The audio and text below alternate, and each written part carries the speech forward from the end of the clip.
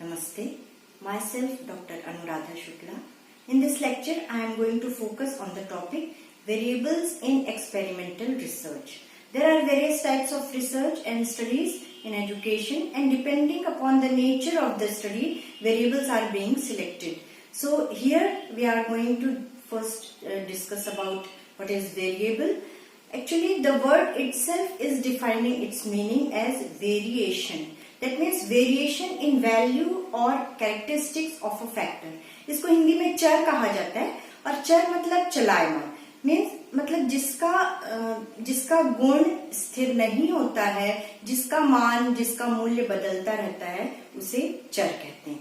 Now one more word is associated with this in the topic experimental. So what is experiment? While conducting an experiment, one has to go through the scientific approach, because experiment में cause and effect दोनों के बीच में relation देखा जाता है, जिसको कारण और प्रभाव संबंध कहा जाता है. तो एक्सपेरिमेंट में ये रिलेशन जब देखा जाता है तो एक फैक्टर का दूसरे फैक्टर पर इफेक्ट देखा जाता है.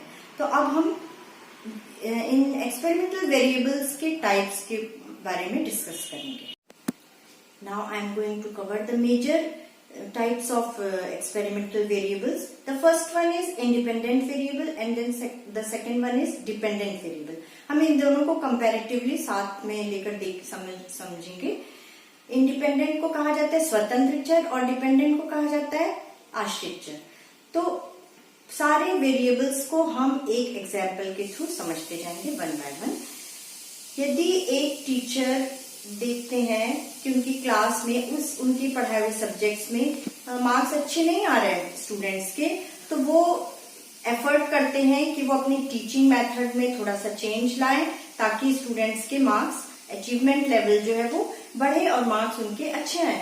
तो वो टीचिंग मेथड चेंज कर सकते हैं, या फिर टीचिंग एड का यूज कर सकते हैं, या फिर एक्स्ट्रा क्लासेस लेकर स्टूडेंट्स को ज्यादा प्रिपरेशन करवा सकते हैं. तो यहाँ जो हम एग्जाम्पल देखने जा रहे हैं वो टीचिंग एड का यूज करके उसका इफेक्ट देखेंगे स्टूडेंट्स के टेस्ट मार्क्स पे.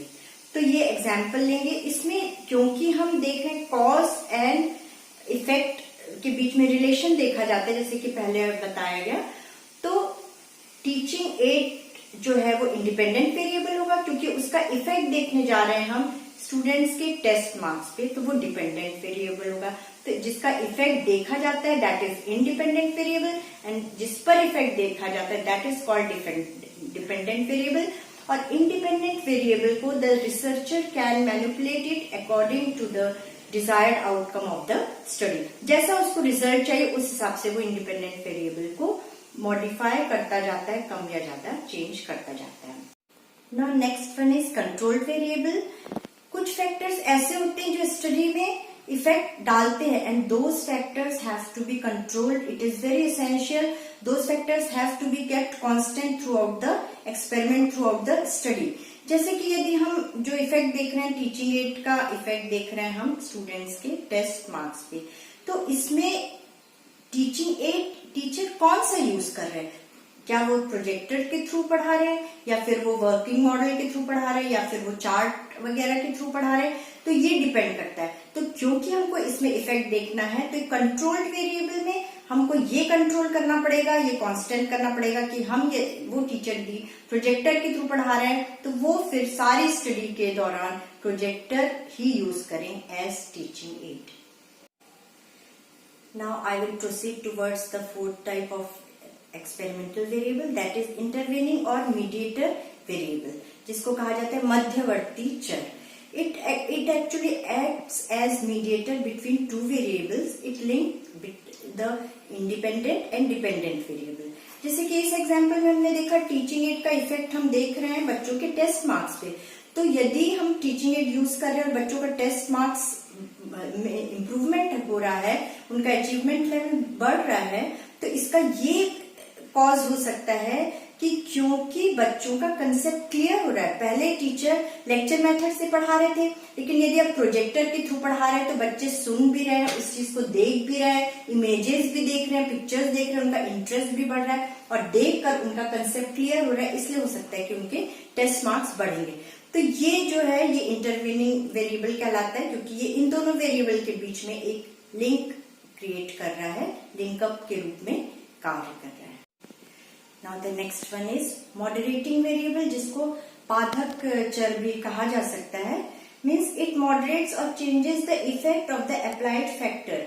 यदि आप टीचिंग एड यूज कर रहे हैं, टीचर बहुत अच्छे से पढ़ा रहे हैं, अपना इनपुट अच्छा दे रहे हैं, फिर भी हो सकता है कि बच्चों के टेस्ट मार्क्स इंप्रूव नहीं हो रहे हैं, तो इसका ये कारण हो सकता है कि या तो उस क्लास में बच्चे को बहुत थकान होगी, जैसे लास्ट पीरियड में बच्चे मेंटल फटीग के कारण ग्रास्प नहीं कर पाते हैं। यदि टीचर बहुत अच्छा इनपुट दे रहे हैं, फिर भी बहुत इंटरेस्टिंग वे में पढ़ा रहे हैं, तो फिर भी तो ये हो जाता है कि मॉडरेटिंग वेरिएबल, जिसके कारण इफेक्ट पड़ता है आउटपुट पर।